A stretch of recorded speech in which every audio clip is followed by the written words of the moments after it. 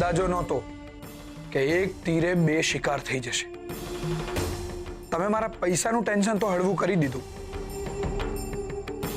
પણ અત્યારે ઘરમાં જે પ્રોબ્લેમો ઊભા થયા છે એના કારણે મને મારો બદલો લેવાની તક મળી ગઈ છે. બસ આ જ રીતે મારો સાથ આપતો રહે અને ફાયદો લેતો રહે. રૂપ ક્યાં છે? રૂપનું હવે તારે ટેન્શન લેવાની જરૂર નથી. એ જ્યાં છે ત્યાં સેફ છે. બસ તું મારું કામ કરતો જા. સારું.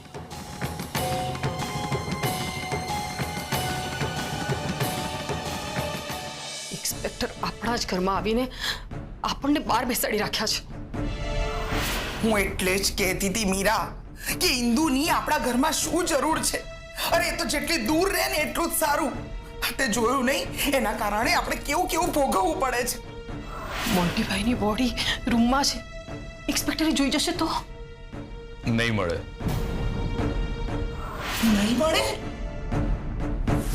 હા, એને અંદર કંઈ નહીં મળે.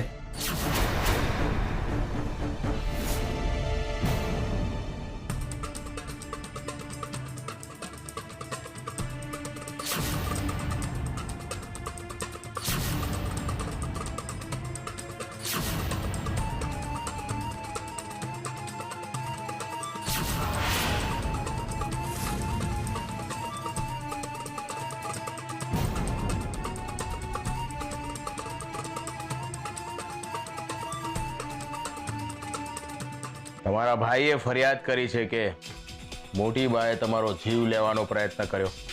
શું એ વાત સાચી છે?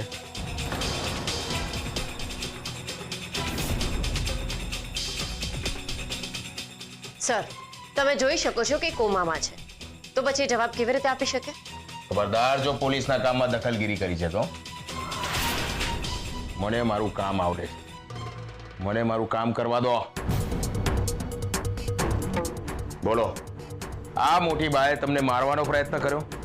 તમને બાંધી રાખ્યા છે? બોલો.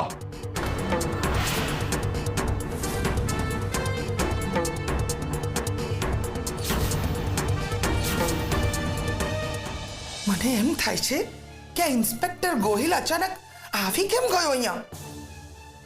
શું મોન્ટી અંકલે ખરેખર ફરિયાદ કરી હશે? અને જો ફરિયાદ કરી હતી પછી આપણા ઘરે ગન લઈને કેવી રીતે આવી ગયા?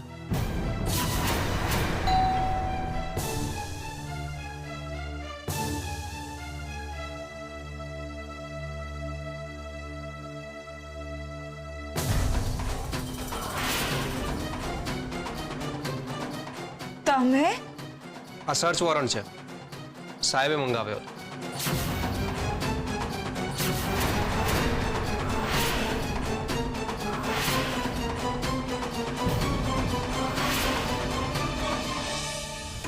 ઇન્સ્પેક્ટર સર, જો હવે તમારી પૂછપરછ થઈ ગઈ હોય તો તમે અહીંયાથી જઈ શકો છો.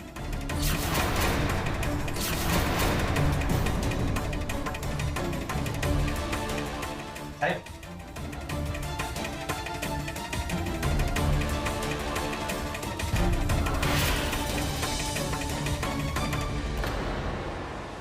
વાહ બિરજુ વાહ, એકદમ ટાઈમ પર આવી ગયો છું.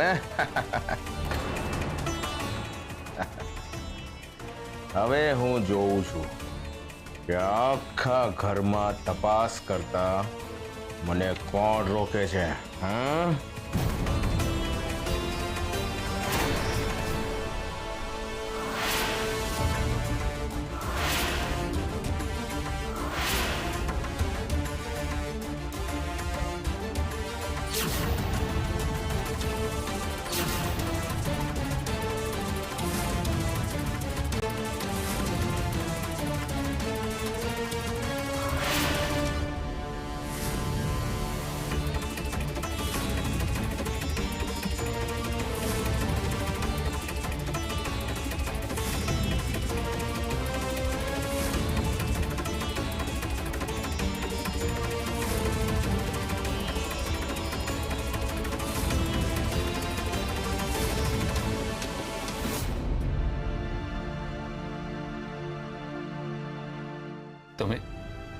તમે ચિંતા નહીં કરો મોટી બા.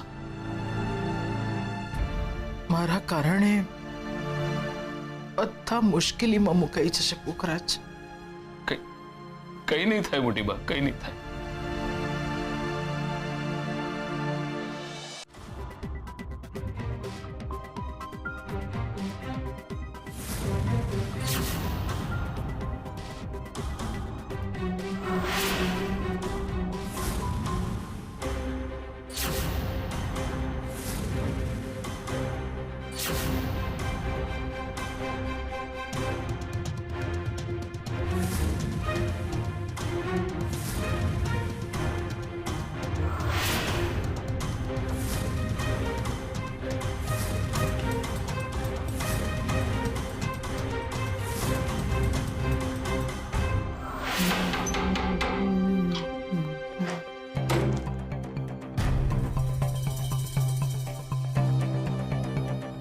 તમે કોણ?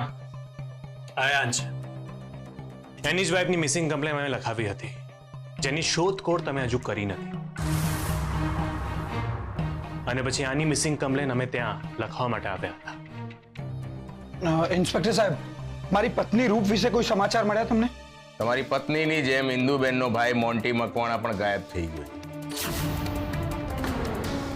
એટલે અમારા માટે પહેલી પ્રાયોરિટી એને શોધવાની છે. તમારી પત્નીને પણ શોધીશું, પણ હમણાં નહીં. બિરજુ. હા સાહેબ. રૂમ ચેક કર. હા. પણ સાહેબ, મારો રૂમ ચેક કરવાથી શું મળવાનું છે? મારે મોન્ટી મકવાણા સાથે શું લેવા દેવા?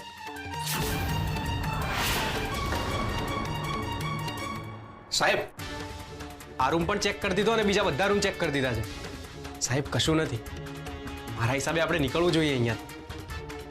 બિરજુ, તારી હેસિયત મારે મને શિખામણ ના આપ, સમજો? સાહેબ, તમારી પાસે આગળનું સર્ચ વોરંટ હતું. તમે બધા જ રૂમ ચેક કરી લીધા છે. એટલે પ્લીઝ હું તમને રિક્વેસ્ટ કરું છું, હવે અહીંથી જાઓ અને એમને શાંતિથી રહેવા દો. સાહેબ, અમે ઓલરેડી બહુ તકલીફમાં છીએ અને તમે અમને હેરાન કરી રહ્યા છો. આ યોગ્ય નથી. તમારે અહીંયા જેટલી તપાસ કરવી હોય કરી લો, પણ તમને અહીંયાથી કશું જ નહીં મળે. અચ્છા, તમારો કહેવાનો અર્થ શું છે કે અહીંયાથી નહીં મળે તો ક્યાં મળશે? હે? એટલે ઘરમાં હજુ એક રૂમ છે જે મને ખબર નથી. જે છે તમારી સામે જ છે સાહેબ. તમે બધા જ રૂમ ચેક કરી લીધા છે. ના ના, હજુ એક રૂમ છે. ઉપર જે ઓડી છે એ શું છે? Store room. સ્ટોર રૂમ છે સાહેબ. ત્યાં તમને કઈ નહીં મળે. એ હું નક્કી કરીશ. હા, કોણ? હું.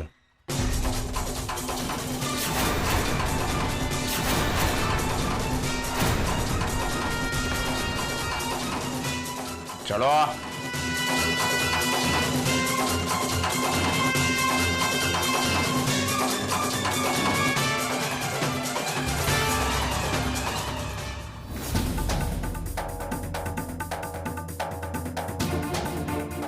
ખોલો. સાહેબ, આપણે અહીંયા શું શોધીએ છીએ? તમને લાગે છે કે અહીંયા કશું હશે? મોન્ટી મકવાણા ગાયબ થઈ ગયો છે. મને શંકા છે કે આ લોકોએ એની સાથે કંઈક કર્યું છે. એ ચેક કરવા આવ્યો છું હું. ખોલો. સર, તમે સાવ ખોટી જગ્યાએ ચેક કરી રહ્યા છો. આ સ્ટોરૂમમાં તો કંઈ જ નથી. ઇનફેક્ટ ઘણા સમયથી અમે એને સાફ પણ નથી કર્યો. એટલે અંદર બહુ જ બધા બાવા ને ઝાડા ને એવું બધું છે. એને તો ઓપન જ ના કરવો જોઈએ. એ બધું હું જોઈ લઈશ. હા, તમે અત્યારે દરવાજો ખોલો. પણ સર, ખોલો છો કે દરવાજો તોડી નાખવો?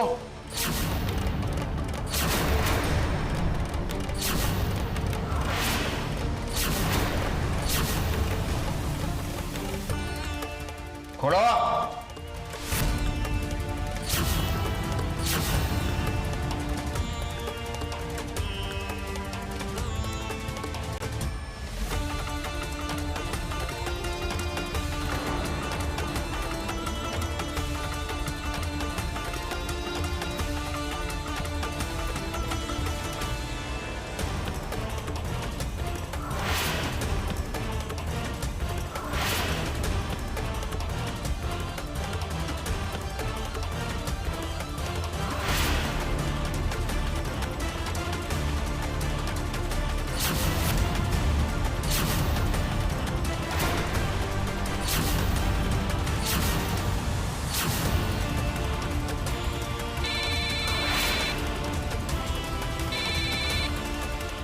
Yes sir.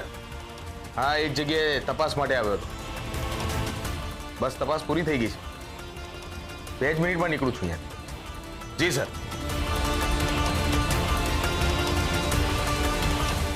તમારા લોકોના નસીબ સારા છે હં?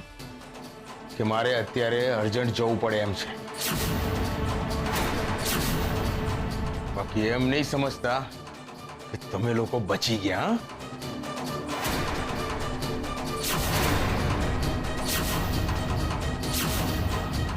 ચલો.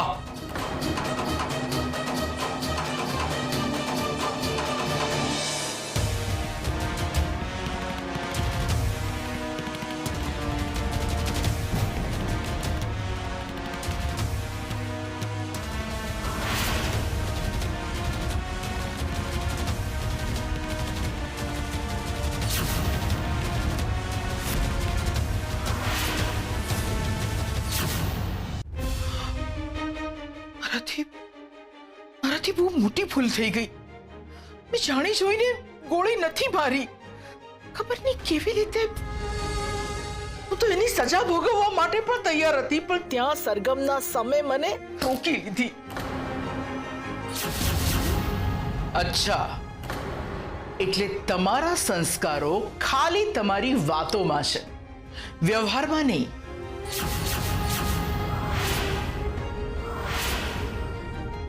એટલે જ મોન્ટીને ગોળી મારીને એની બોડીને ક્યાંક સંતાડી દીધી. બહુ સગવડિયા સંસ્કારો છે હા કુંદન તમારા. પણ યાદ રાખજે, મોન્ટી ભાઈની આત્માને ક્યારેય શાંતિ નહીં મળે. ક્યારેય નહીં. મેં જાણી જોઈને ગોળી નથી મારી. મારો ઈરાદો એમને મારવાનો હતો જ નહીં. મારાથી ભૂલથી ભાગી ગઈ હતી.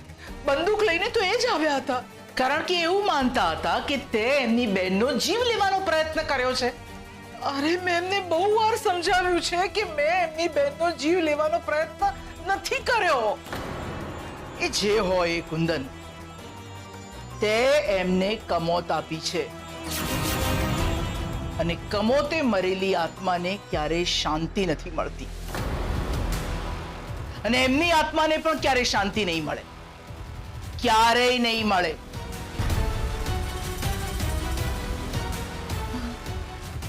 ના ના ના, એમના આત્માને શાંતિ મળશે. એમના આત્માને શાંતિ મળશે.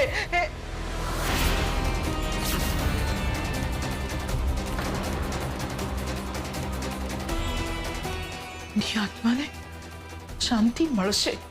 હું હમણાં જ સરગમ પાસે જઈને વાત કરું છું કે મોન્ટી ભાઈની બોડીની વિધિવત અગ્નિ સંસ્કાર કરવા પડશે. હા, અગ્નિ સંસ્કાર કરવા પડશે બોડીને. આપણે બોડીને ઘરમાં વધારે સમય નહીં રાખી શકીએ. જો એમાં સ્મેલ આવવા લાગશે ને તો આજુબાજુવાળાને શંકા જશે, અને ઉપરથી આ ઇન્સ્પેક્ટર ગમે ત્યારે ઘરમાં આવી જાય છે.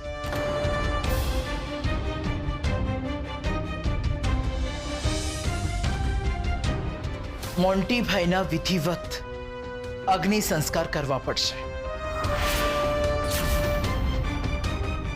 સરગમ, તે દિવસે તે મને તારા સમ આપીને ચૂપ કરાવી દીધી હતી, પણ આ વખતે હું કોઈ પણ પ્રકારની દલીલો નહીં સાંભળું.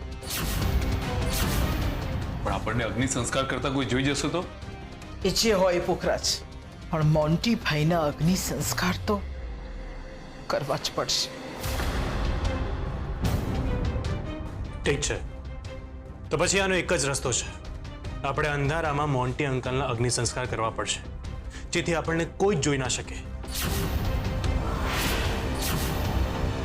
ધ્વનિત, હિન્દુ ધર્મમાં ક્યારેય સૂર્યાસ્ત પછી અગ્નિ સંસ્કાર નથી થતા. ગરુડ પુરાણમાં પણ આનો ઉલ્લેખ થયેલ છે. તો પછી બીજો રસ્તો શું? સરગમ, તે બોડીને ક્યાં સંતાડી છે? અમે સ્ટોરરૂમમાં સંતાડી છે.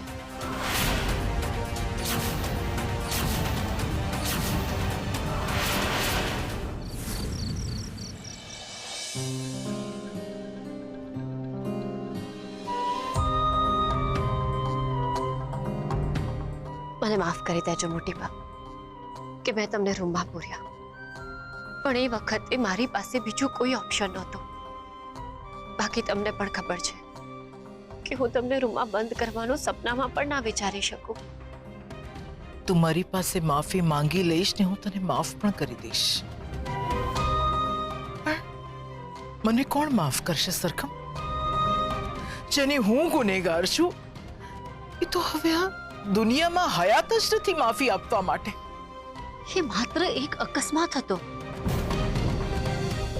જેનામાં જીવન આપવાની ક્ષમતા નથી એને જીવન લેવાનો કોઈ જ અધિકાર નથી. સરગમ, આ ભાર હું કેવી રીતે ઉતારીશ? તે મને કેમ રોકી હતી સરગમ? મને કેમ રોકી હતી તે? તું જાણે છે કે મારા સંસ્કારો ને મારા સિદ્ધાંતોની શું કિંમત છે મને? મારા સંસ્કારોના ભોગે કોઈ કામ નથી કરતી. અને આજે તે મારી પાસે મારી નીતિ વિરુદ્ધનું કામ કરાયું છે. તમે જેને ભાર સમજી રહ્યા છો ને એના માટે મોન્ટી અંકલ પોતે જવાબદાર છે. એ કણ લઈને આવ્યા હતા, એમનો ઈરાદો ખોટો હતો. તમે તો માત્ર સ્વ બચાવ કર્યો છે. એટલે ગુનો ના રહે એમ? ગુનો અને ભૂલમાં ફરક હોય છે. તમે ગુનોની ભૂલ કરી છે. જે જાણી જોઈને કરવામાં આવે ને એને ગુનો કહેવાય, અને જે અજાણતા થાય એને ભૂલ. ભૂલ ત્યાં સુધી જ ભૂલ હોય છે જેનાથી કોઈને નુકસાન ના થાય. પછી આપોઆપ એ ગુનો બની જતો હોય છે. અને જો હું પણ બીજા જેવી જ થઈ ગઈ ને. તમે જેને માર્યા એ કોઈ સંત નહોતા. હું એમના જેવી થઈ જઉં તો પછી એમના મને મારામાં શું ફરક રહે સરગમ? મોટીબા, કોઈ વ્યક્તિ સારું કે ખરાબ નથી હોતું.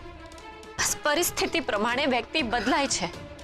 અને તમે તો ગીતામાં બહુ માનો છો ને, તો તમને તો ખબર જ હશે કે સમય આવ્યે સત્યવાદી યુધિષ્ઠિરે પણ કહ્યું હતું, અશ્વત્થામા હણાયો પણ નરોવા કુંજરોવા.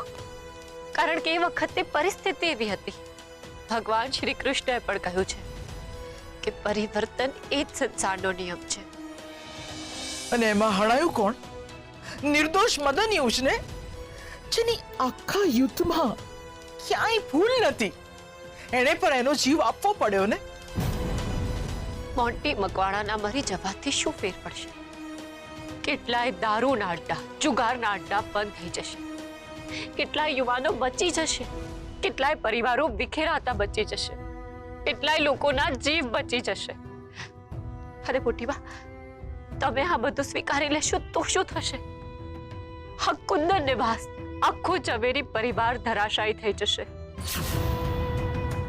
કારણ કે તમે મારા, આ ઘરના, આ પરિવારના અને આખા કુટુંબના આધાર સ્તંભ છો.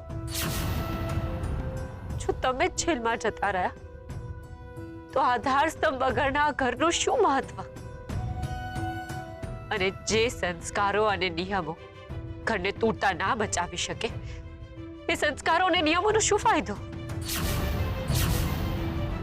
આધાર સ્તંભ પર જ્યારે કાટ લાગી જાય છે ને, તો એ કોઈ ઇમારતને ટેકો નથી આપી શકતો. એના લીધે ઇમારત ધરાશયી થઈ જાય છે. ને મારા સંસ્કારોને પણ કાટ લાગી ગયો છે સરગમ.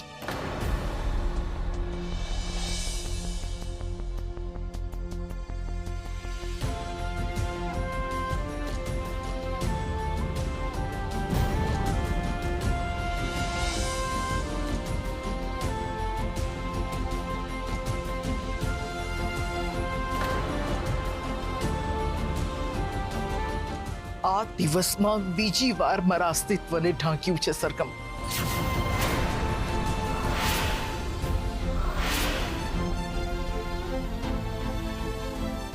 તમારું અસ્તિત્વ સૂરજ જેવું છે.